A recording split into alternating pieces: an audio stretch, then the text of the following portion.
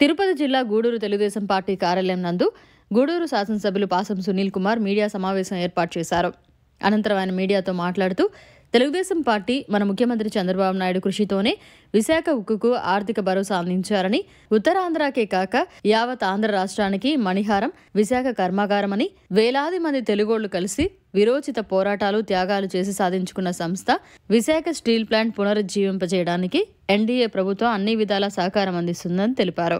ఈ కార్యక్రమంలో Telugu Desam party senior నాయకులు బిల్లు చెంచురామయ్య మరియు తెలుగుదేశం పార్టీ నాయకులు, కార్యకర్తలు తదితరులు పాల్గొన్నారు.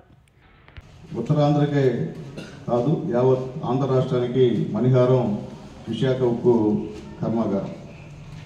ఈ వేలాది మంది తెలుగోళ్ళు కలిసి విరోచితంగా పోరాటాలు త్యాగాలు చేసి సాధించుకున్నటువంటి ఈ విశాఖ స్టీల్ ప్లాంట్ ఈరోజు హాట్ టాపిక్గా మారింది. గత ప్రభుత్వంలో జగన్మోహన్ రెడ్డి గారు నేను విశాఖ స్టీల్ ప్లాంట్ చేస్తానని ఢిల్లీకి వెళ్ళి అక్కడికి వెళ్ళి నా కేసులు ఏం చేస్తారు, నా కేసులు తీస్తారా తీరా అనేటువంటి మాటలు తప్ప ఎప్పుడు జగన్మోహన్ రెడ్డి గారు గత 5 సంవత్సరాలు ఇప్పుడు ఢిల్లీకి వెళ్ళినా ఈ రాష్ట్రానికి ఒక్క పైసా అయినా దేనికైనా సరే నిధులు ఏమైనా తీసుకొచ్చారా?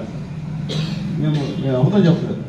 అదే మా నాయకుడు నారా చంద్రబాబు నాయుడు గారు ఎప్పుడు ఢిల్లీకి వెళ్ళినా మరుసటి రోజే ఒక తీపి కబురు కేంద్రం నుంచి ప్రధానమంత్రి మోడీ గారు, అది ఇప్పటి నుంచే కాదు, వాజ్పేయి గారు ప్రధానమంత్రిగా ఉన్నప్పటి నుంచి ముఖ్యమంత్రిగా నారా చంద్రబాబు నాయుడు ఎప్పుడు కేంద్రానికి వెళ్ళినా కానీ ఖచ్చితంగా మరుసటి రోజు భయంకరమైన కోట్లు వేల నిధులు తీసుకొచ్చేటువంటి పరిస్థితి ఉందని చెప్పి నేను ధైర్యంగా చెప్తాను.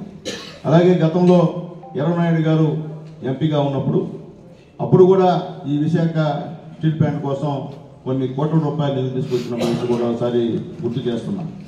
అట్లాగే ఈనాడు నిన్న కాక మొన్న అనుకుంటాను 11,400 కోట్లు కేంద్రం కుమారస్వామి గారు ఆంధ్ర రాష్ట్రానికి ఇస్తున్నాము ప్రధానమంత్రి గారి కోరిక మేరకు, అలాగే ముఖ్యమంత్రి గారి కోరిక మేరకు అని చెప్పి చెప్పడం నిజంగా చాలా సంతోషం అని తెలియజేస్తున్నాం. అంటే మా నాయకుడు అక్కడ నిధులు తీస్తే మీకు కడుపు పంట, మీరు ఏదో చేసినట్టు మీరు ఇంకా కూడా నేను చెప్పేది ఇంకా మీకు బుద్ధి రాకపోతే మేమేం చేయలేం. ఎందుకంటే మీరు రాష్ట్రానికి ఏం చేయలేదు, ఒక్క అభివృద్ధి కార్యక్రమం చేయలేదు, ఒక్క ప్రాజెక్ట్ తేలేదు. అన్ని గతంలో మా గవర్నమెంట్లో ఆపేసినాడు, అట్టే అన్ని ఆపేస్తే ఇప్పుడు బాబు గారు ముఖ్యమంత్రిగా అయిన తర్వాత, పవన్ కళ్యాణ్ గారు ఉప ముఖ్యమంత్రిగా అయిన తర్వాత పైన మా మోడీ గారు ప్రధానమంత్రిగా ఉన్నారు కాబట్టి ఈరోజు ఈ రాష్ట్రం బ్రహ్మాండంగా అభివృద్ధి పదంలో నడుస్తుందని చెప్పి ధైర్యంగా చెప్తాం.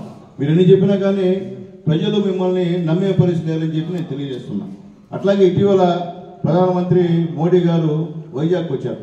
వైజాగ్ వచ్చినప్పుడు 2 లక్షల కోట్లు రైల్వే జోన్కి ప్రకటించాడంటే అది మన అదృష్టం, చంద్రబాబు నాయుడు గారు కృషి అని చెప్పి ధైర్యంగా చెప్తున్నాం.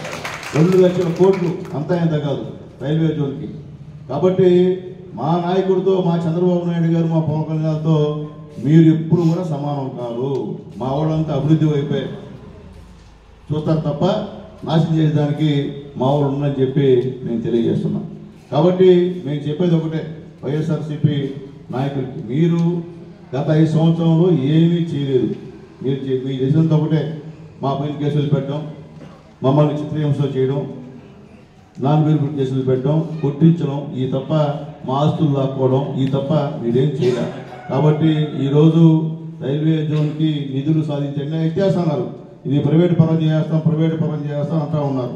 కానీ ఏం లేకుండా అలాగే పురంధరేశ్వరి గారు ఆమె కూడా ధన్యవాదాలు తెలియజేస్తున్నాం. ఆమె కూడా దీనికోసం గట్టిగా పోరాడిన దాంట్లో సందేహం లేదని చెప్పి మేము తెలియజేస్తున్నాం. కాబట్టి ఇప్పటికైనా సరే వైఎస్ఆర్సీపీ నాయకులారా మీ ఇష్ట ప్రకారంగా అవాకులు చెవాకులు మాటలు మాట్లాడుతున్నాయినా తప్పు, అది ప్రజలు హర్షించరు నాయన, ప్రజలకు తెలుసు, అంతా చదువుకున్నోళ్ళు. కాబట్టి మీరు చెప్పే అబద్ధాలు ప్రజలు నమ్మే పరిస్థితి లేదని చెప్పి మరొకసారి తెలియజేస్తూ ఈ ఆంధ్ర రాష్ట్రానికి మణిహారం ఈ యొక్క విశాఖ కర్మాగారం అని చెప్పి మరొకసారి తెలియజేస్తూ మరొకసారి ఈ యొక్క నిధులు తీసుకొచ్చినటువంటి చంద్రబాబు నాయుడు గారికి అందరం కూడా హర్షధ్వానాలతో ధన్యవాదాలు ఆంధ్ర రాష్ట్ర ప్రభుత్వానికి చెప్పి కోరుకుంటూ నేను సెలవు తీసుకున్నా. ఓకేనా? మరిన్ని అప్డేట్స్ కోసం మన HN9 టీవీ ఛానల్ ని సబ్స్క్రైబ్ చేసుకోండి.